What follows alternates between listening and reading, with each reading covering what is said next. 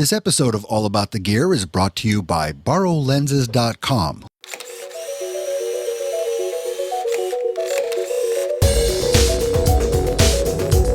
Okay, guys, welcome to another fantastic, fun-filled episode of All About the Gear with myself, Frederick Van Johnson, and the guy who's smarter than me, Mr. Doug K., who's going to dive into, in this particular episode, all things Nikon D4s. We've been talking about all these mirrorless cameras and these tiny little pocketable bodies for the past, I don't know, several episodes or all episodes almost.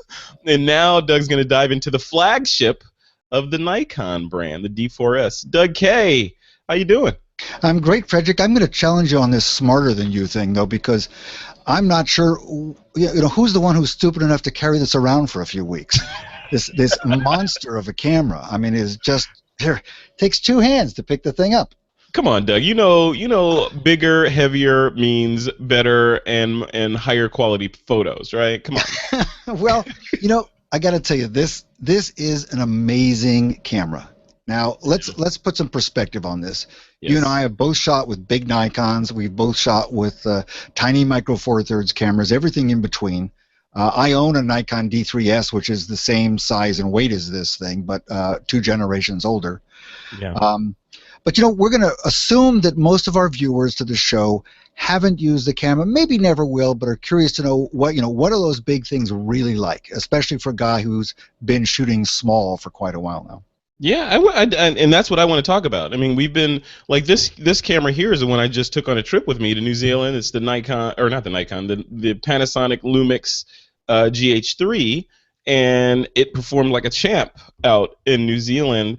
But while I was there, to be honest with you, I was wondering, there were lots of people there with DSLRs and lots of people there with mirrorless. But while I was there, I was thinking, like, am I missing anything? This full frame versus crop sensor. Look at this beautiful landscape. Should I be shooting with a DSLR? I knew we were recording the show, so I can put the question to Doug. Did I miss anything by not taking a DSLR to New Zealand with me, Doug? Well, no.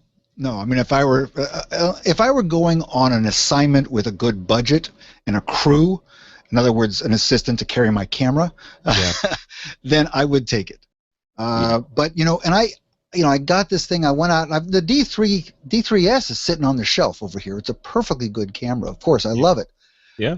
But these guys at Nikon have come up with an absolute amazing camera. Now let's be honest. It costs $6,500, so it better be good, right? Wow. The headline, of course, is that they say this can shoot ISO 409,000. Actually, 409,600 ISO.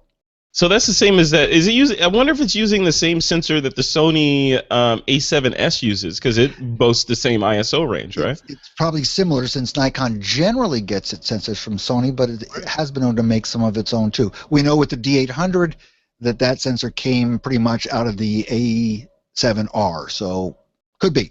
And they're both at the same range. Now, I'll tell you right out of the chute, at ISO, I have to look at it every time, ISO 409,000, the image is crap. You wouldn't want to use it, right? It's like art at that point. It's like a mosaic or something. Yeah. I mean, you can make out the outlines of things. The test I wanted to do, I missed the full moon by 2 nights. I wanted to go out and photograph the newspaper in the full moonlight. And I got it 2 nights after the full moon, and it wasn't good enough to read the headline on the newspaper. But so is that? Let's take that for a second, Doug. Because is that hype? Because we keep hearing these ultra high ISO numbers, 400,000 plus and beyond.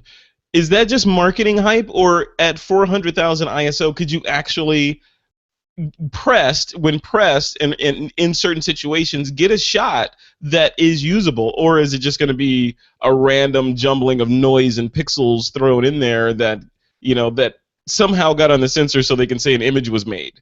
Right. Well, you can't see this right now, but in the final version of this program, right now on the screen is an image shot at 409,600, and as you can pretend to see, it's not usable. Yeah. And in fact, Nikon doesn't claim that it is. They call that H4, which is essentially high 4. It's 4 stops more than what they think any reasonable person should use. So in a practical sense, they advertise it as ISO 25,600. Yeah. And even that isn't great, but what's amazing about the camera is that while you might not want to shoot, a fashion shoot at 25,000 ISO, when you go out and you shoot it at, let's say, 6400, it looks terrific. I mean, this camera has amazingly low noise at what we would normally call high ISOs. Not only is the noise terrific, but the dynamic range is phenomenal. When you crank up most cameras and you go to higher ISOs, not only do you pick up noise, but you lose dynamic range. You lose the ability to capture a range of darks, shadows to bright highlights. And this camera goes to ISO 3200, 6400 with just gorgeous dynamic range. Yeah, and you remember back in the day when we were shooting film and we kept rolls of 3200 ISO film in the bag just in case, those outside circumstances where you needed ultra high ISO. Now 3200 is almost a pedestrian ISO these days, right? Yeah, I mean, I never shot film at 3200. I think I never went above 1600, and even then, the grains were the size of boulders. Yeah, exactly. Golf balls, at least. Yeah. Yeah. So this is a phenomenal camera. I mean, it's just. Let's run down some of the stats on it. Yeah. It does go to ISO 25,600. It shoots 11 frames a second. Here, let's just do this here. Let me do that. Let me turn on the camera, and okay. Oh, geez. It's a fast little sucker. It's a lot of fun. That is sports. That's got sports written all over it. The wrong camera on. Here we go. Supposed to do it this way. Okay. There you go. Yeah. That still has sports written all over it. And I mean, look at this thing here. So this camera, this is the same for all the D3 and D4 bodies, but this camera has a battery that's the size of some cameras. Okay. That's the size of like a Tesla or something there. Yeah, that's the battery, right? So this battery, is good for 3,200 images. All right, 3,200 images. I went out and shot all day long, and the battery just said 100%. And that's something you lose. That's something you lose on the mirrorless side with these smaller cameras, right? Yeah. Because they have these tiny batteries that fit in the palm of your hand, and though I'll tell you the battery on this GH3 lasted several days before it gave up the ghost, but I know on those Nikons I probably could have gone the entire week with one battery charge and been totally fine. Yeah. On the other hand, I carry 3 batteries with me with the small cameras. Right. It's fine. Yeah. But there are times, let's say you're doing pro work, you're doing a basketball game, you're going to put this up on a backboard with a remote, and you can't get up there and change batteries during the game. Right. And you want to shoot 3,200 shots. This is what this camera's for. Yeah. And you can put it up on the backboard, run it remotely, run it at 11 frames a second, and capture all the action. This is a real workhorse camera for that kind of situation. Yeah, that battery technology is insane. I mean, yeah. I mean, and on the outside chance you get stranded somewhere and you need to jumpstart your car, you could use your Nikon battery to jumpstart your car. Right. Oh God! Yeah, I just imagine plugging it into my wife's Prius. There you go. It gets you at least to San Jose and back. That's right. So let's just take a look at it. It's got the classic, what we call the old Nikon controls per se. That is gorgeous, though. Just looking at that thing, it just looks like camera porn right there. I just want it. Well, everything is on the back. I mean, once you set this up the way you want it, you never go to the menus. You've got you get the second little menu down here with ISO, quality, white balance. Here's a favorite thing I like on all the big Nikons. I can shoot my pictures of you. There we go. I can push this button and I can say, that was a great picture of Frederick. Right? And then I can come back here. I should have switched cameras again, but I can come back and play this thing back. That was a great picture of Frederick. Okay. That's cool. Voice annotations. Does that store that audio file with the actual image data, or it's a separate file? It's a WAV file, but when you import it into Lightroom, it comes in and it's attached to the image.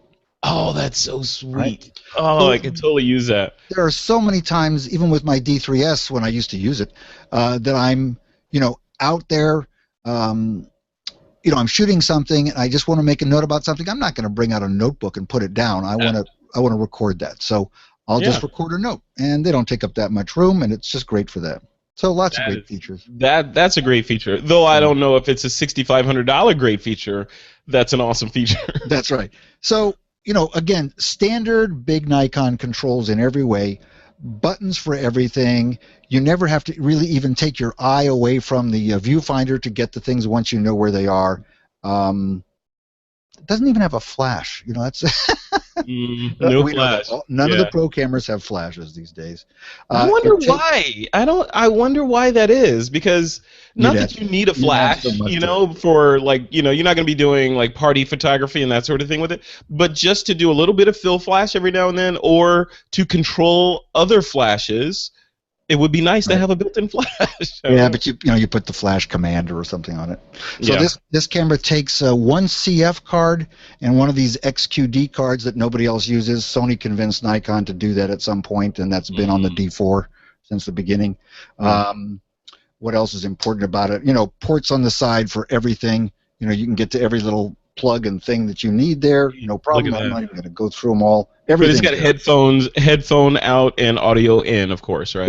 It does, but I don't think too many people are going to go out there and shoot little videos with this. It does fine for videos. It does 50 or 60p, 50 or 60 frames a second at 1080p. I can tell you for sure I never did shoot video with it. Yeah. Look at this, though. No tiltable LCD, no touch-sensitive LCD. This has not been influenced by the little guys one bit. Just saying. This one does. The LCD is gorgeous, though. It is bright, and it is so nicely low contrast. We went out and did a night shoot.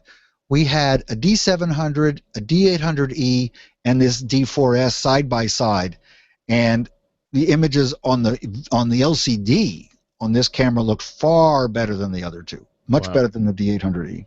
Wow.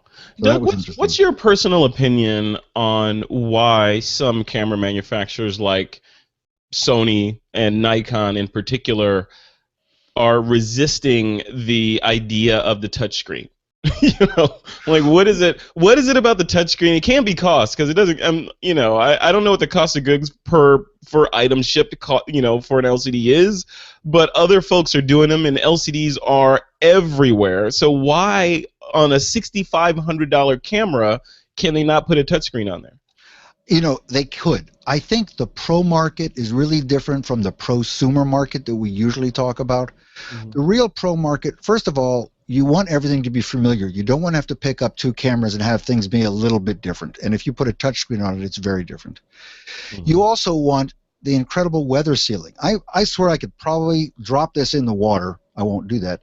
Borrow Lenses, who was nice enough to loan this to us, would not be happy to get this thing back. But it probably would survive. It's got rubber gaskets on everything. Yeah. So you got the tilt LCD. You're going to get stuff in there. The touch sensitive screen. It's something else to go wrong. I gotta cry foul on that, because the GH3 and the new GH4 are weather sealed. And look what it has on here: touch sensitive, fully articulated LCD. Just the fact that you can do that tells me that is probably not as weather sealed as this puppy is. But I'm not gonna be taking pictures in like Hurricane Katrina with this thing. I don't need to dunk it. I just need it to be okay. If it rains on me a little bit, the camera's not gonna die. So fold that thing out again. Show us that thing folded out. Sure. Here we go. Right. Fold it out. Testing right here. Here it is. Right. Fold it out. Look at that. I'm flipping it. All right. Now I want you to fold it out. I want you to whack it hard. What do you mean? No. Whack it hard. Break it off. I bought this thing. No. There is nothing on this camera that I can't whack hard.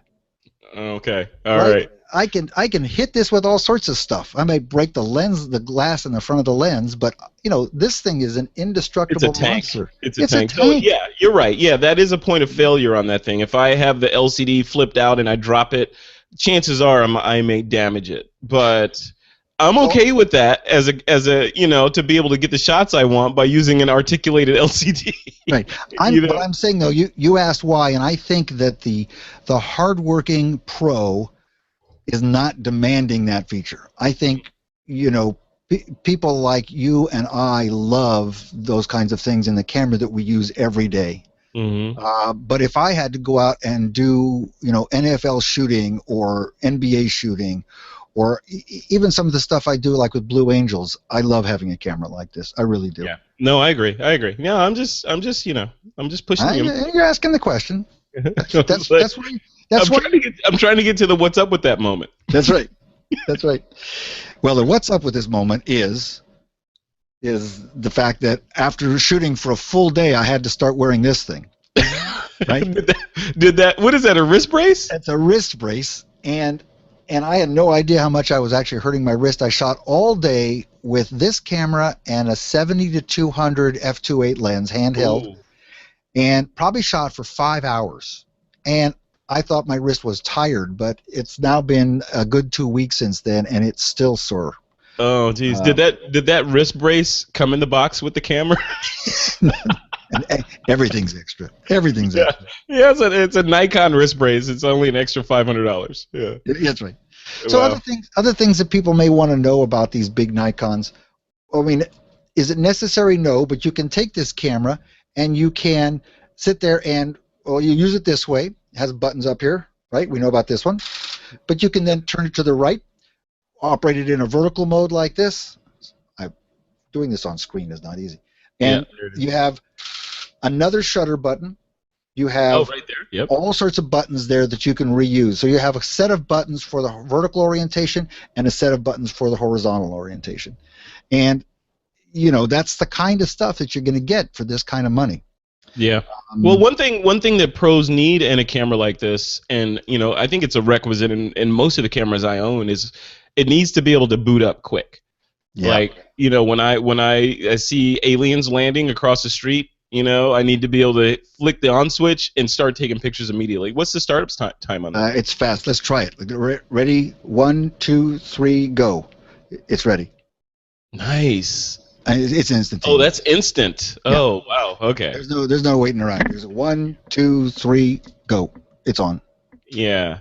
Yeah, So- some cameras have to show the manufacturer logo on the screen for 10 seconds and then it comes on.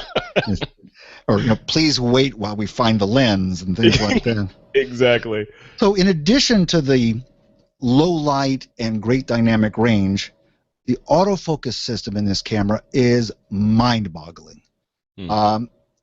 This is the kind of autofocus system that you just put on automatic, and you once described the ISO. I've used your explanation of this. You said this camera is so sensitive to light that it can see the future. Yes. And you're right. And in fact, the autofocus system is so good, it knows where things are going to be before they're there. Wow. And it is phenomenal. I shot one day, I don't know, it was about 600 images or so. 99% were perfectly sharp. That's great. See, they should market to the 40 and older crowd with that camera. Yeah, it's just quantum physics-based autofocusing to focus on things before they actually happen. It is great. So the autofocus, the auto ISO, the ISO, just terrific. Now you had in the notes here, Doug. You put in here something about the camera being waterproof, not just water resistant. Yes, is that true? This is a waterproof camera. It is not a water resistant camera. What does that mean? Because I can take it in the bathtub with me. What does that mean? Well, you can certainly run a garden hose over it and just let the water run over it and turn it over, in all axes and just run it in every direction. Wow. I take my water-resistant cameras out on shoots, and they get wet, and I wipe them off, and they keep working. Mm-hmm. Like you say, they tend to have gaskets in most parts of the thing. Mm-hmm. But a camera like this, given the proper lens, is literally you can get it completely wet. And there aren't too many cameras that do that. So you could be running around Afghanistan or some other area where it's rainy or the rainforest or whatever. You don't have to worry about the camera at all. Or the desert or the beach or anything like that. You can go online and you can find these big Nikons and Canons. Where there was one great video. I think it was might have been just a 5D or something. Remember the one where somebody lit the thing on fire? No, I didn't see. Oh, there was a great video a couple of years ago. A guy who took his large DSLR, covered it with lighter fluid, lit the whole thing on fire. before that he had frozen it in a block of ice. He did all these things. The body was destroyed and the shutter still worked. See, that's a case of people with too much time and or money on their hands. Yeah. So let's just switch gears a little bit, Doug. So looking at this camera and considering the theme of our conversations to date so far has been kind of people shifting, not so much away from DSLRs to mirrorless, but mirrorless cameras are kind of coming into their own now and finding their market, and some people are gravitating to them, but yet there's still a space for the DSLR, of course, for the people that are shooting birds and, sports and specialized stuff that need the Sherman tank with them in order to engage the enemy. So when you look at this camera versus the other cameras that you have, who specifically is the Nikon D4s for? Like, who's it designed for? It is for the pro shooter who has to probably be outside of the studio, although studio people will love this, but this is for people who are going to get outdoors or out of their studios and work hard and get paid a lot of money to shoot. That's what this is for. Or, as you said, people maybe who don't actually do that but have too much money and want probably one of the best cameras ever made.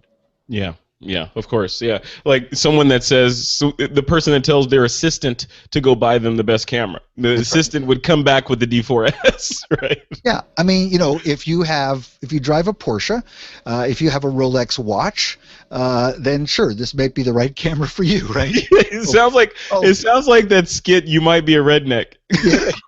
Well, and also, I'm already thinking of the mail from all the Porsche owners we're about to get. Yes. We're going to be in trouble.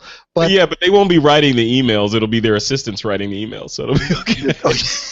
So that's okay. Exactly. I mean, the other thing is, you have to consider this is also only a 16 megapixel camera, and that's one of the ways in which they get the very high ISOs, because they got big fat pixels. Wait a minute. Wait. Pause. So this flagship Nikon D4s that does all these amazing things that we've been talking about for the last several minutes is 16 megapixels. That is correct. And my Lumix GH3 is 16 megapixels. That is under $1,000. Right.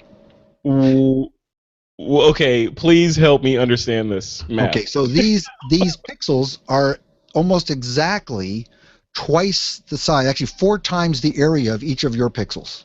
Okay. Right. So that means they're going to capture all of the things being equal. Assuming the sensor technology was identical, it would be 2 stops faster already. But then you add the speed of the processor in this camera, which of course they can do because they have that big ass battery. Yeah. And everything else. So they have bigger pixels, they have more sensitivity to light, faster processor, and so forth. So there's a lot more going on in this camera. It's like the $6 million man. It's bigger, better, faster, stronger, right? We can rebuild him. We can rebuild him. They need to remake that movie. It'll be the $6 billion man, but they need to remake that. They got to bring back the original guy. What's his name? Lee Majors. Come on, Lee Majors. They got to bring back Lee Majors and remake him. Yes. There we go. So, 16 megapixels. But again, almost every pro assignment, even out there shooting for Sports Illustrated is perfectly happy to publish a 16 megapixel image as long as it's a beautiful image and it's sharp, and this is what it'll give you. Yeah. And the images from this are just terrific. I mean, it made me look like a pretty good photographer. Yeah. So I guess the bottom line of that, that's not easy to do. The bottom line of that is I mean, after you make that statement and knowing that you are a Sony A7, you have the A7R or the A7? A7. Okay, so how many megapixels is it? 24 megapixels? 24 megapixels. 24 megapixels. Does this camera tempt you away from the A7? Even, let's say your wrists weren't damaged in the testing of this camera, would it tempt you and kind of do the siren song of Nikon DSLR away from the mirrorless world? I'm not in a position to buy such a camera. I already have a D3s that cost me, I paid used $4,000 for that camera. Wow. That camera is an early version of this camera. I still don't use that camera. It sits on the shelf. I use it for shooting things that move really fast, like airplanes and horses. Yeah. And that's when I go out and I don't feel I'm comfortable with the Sonys. Uh, but if I didn't have the D3S and I had either an assignment or just for fun, I was going to shoot the Blue Angels or the Thunderbirds, I would rent one. I would just go out and rent one for a 3-day weekend and do it that way, because there's just no reason to have it sitting on the shelf. A camera like this would sit on my shelf, and I can say that accurately because over there's one sitting on the shelf. Yeah, yeah. I have similar bodies sitting on my shelf here. So let's close this off, Doug, before we run too long. So we've talked about the positives with a little bit of tongue-in-cheek negativity about mirrorless versus the larger DSLRs. But bottom line here, like what's missing from the body? Like, it seems to be what it's doing, it does better than anybody else. The autofocusing, the battery life, the image quality, which are the key things for the professional photographer. But what's lacking in your experience? What is it missing? What's really missing is that it's heavy and expensive. I mean, those are the flaws of the camera from the point of view of almost anybody. Except that rarefied group of people who A, have a lot of money, and B, have someone to carry it for them, right? Yeah. or very strong wrists. And if this camera was the size and the cost of my Sonys, I'd be using this camera. No. But it's not. And so I'd rather get out there carry a smaller camera that I can carry with me all day long, take a couple of batteries, maybe take a couple of lenses. We're back to that size matters question again, and the flexibility that I get from a small camera is something that you just can't do with something like this. Remember, a big camera like this, you're carrying a lot of gear. You're taking a big bag, or bags plural, in order to support something like this. Yeah, but the other side of that is you're not the target market for this camera, like you said, right? This is for the professional photojournalists that are deploying. These are the CNN photographers, the Time Life guys, the National Geographic guys that are going out and not their entire livelihood depends on having a camera that is as failure proof as possible, right? And this is it. This is the camera for that. And for example, this camera's been out for only 3 weeks at the time we're recording this show. The D4 that it replaces used to sell new for $6,000. You can now pick up one used for $4,000. And that happened overnight. And all the pros that I know who are using D4s are just buying D4s because it's enough better of a camera, and they need that tool. Yeah. Yeah, that's like some BMW level depreciation right there. That's crazy. Wow. Okay, so let's close it off here. So who's the competition for this? What other bodies are out there that people should be looking at if they're in this echelon of $6,000+? Yeah, luckily there aren't many. I mean, there's still the Canon 1DX, which surprisingly still costs more money by about $300 than this camera. Its specs are better on paper, I noticed as I read through it. Now, I have to be honest, I've never shot with a 1DX. I've only fondled one. My understanding is that it really isn't quite up to the level of this. Remember, that's a 2-year-old camera already. Sure. The D4 is still a great camera for 2/3 of the price used, and the D3S is still a great camera for 1/2 the price of this camera used, or less than half the price. Yeah. So that's the biggest Nikon I have right now. The biggest Nikon I have is a D3S, which is, it's still, I mean, it's a big, massive camera. It's intimidating now when I look at it. So. Yeah, and it's the same size. The battery is a different battery, but it's the same size battery. I had an L bracket for my D3S that fit on this perfectly. So, you're talking the same kind of animal. All right. Well, cool. So final verdict from Doug on this. I mean, let's get 2 verdicts from you on this, because there's the verdict from the pro Porsche driver people, and by the way, Porsche drivers, contact Doug at dougk.com with your hate mails. So there's a Porsche driving audience. Is this for them? And then there's, let's say, everyone else like us. Should we even be considering this? Well, wait, there are a couple of others. There's the Porsche driving audience, and they're going to want this because they want the best, whether they need it or not. Then there's the guy who probably drives, I don't know, something cheaper, but he's the pro photographer. He spends his money more wisely. He still's going to want this because he wants the best tools to get his job done. Yeah. Then there's everybody else who is going to go out and rent this for a weekend if they want to have fun with one of the best cameras ever made. Guilty. Yeah. Yeah, that's me. I am not a Porsche driver. I drive a Ford and I shoot a mirrorless Panasonic. So I'm pedestrian and I'm happy with it. You're in category 3. You're going to someday want to rent one of these. Yeah. Yeah. Cool. All right. Well, cool. That's the any last words on the Nikon D4s? No, one thing that we ought to consider every time we do this is what's it feel like to send it back? Yes, to let it go. Yeah. What's it like? Because there are some cameras that I review where I said, "Oh, darn, I wish I could keep this," or "I'm so glad to get rid of it." That rarely happens these days, but this one, we've had a good time together. This camera and I. One of the things that we're doing coming up is reviewing another small camera. If I can just position this one here. See that little baby brother here? Let's do them back to back. Aren't those cute? That. Is that a battery for that camera? That's right. That's what it looks like, doesn't it? That is the Olympus OMD EM10, which is just a little touch bigger than your Panasonic GM1. Wow. Hey, you know what? They both have 16 megapixel sensors. Look at that. It looks like the USS Enterprise from Star Trek and a shuttlecraft that comes out of the Enterprise going on an away mission. I can't even fit this D4s into my frame here. It's just amazing. That's crazy. So this camera's going back. We've had a really good time together. I know I can get one when I need one. I can rent it, and that's good enough for me. All right. Well, good. There's the last word. Cool, Doug. So coming up next, you said we're going to be looking at that Olympus. Is that the next All About the Gear? Yep, the Olympus OMD EM10 we're going to take a look at next, and then after that we'll be looking at the Fuji X-T1. Wow. Yeah, a lot of people have been asking about that Fuji X-T1, and I know that Olympus OM10 is a fan. Who loves that? Oh, Blunty, who's been on This Week in Photo, is a big fan of that camera. So I'm interested to hear your opinions on that. So yeah, awesome. I've had fun. I've already been shooting it for a few weeks, so we'll just do the final wrap up as soon as we get a chance.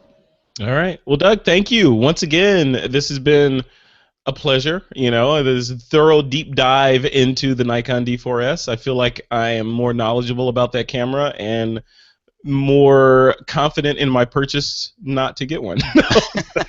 Not that I have a choice, because $6,500 ain't in the budget, but yeah. I feel better not having the money to get one. Go out and rent a Porsche for a weekend. There you go. All right, Doug. Thanks a lot. Thanks, Frederick. We'll see you next time.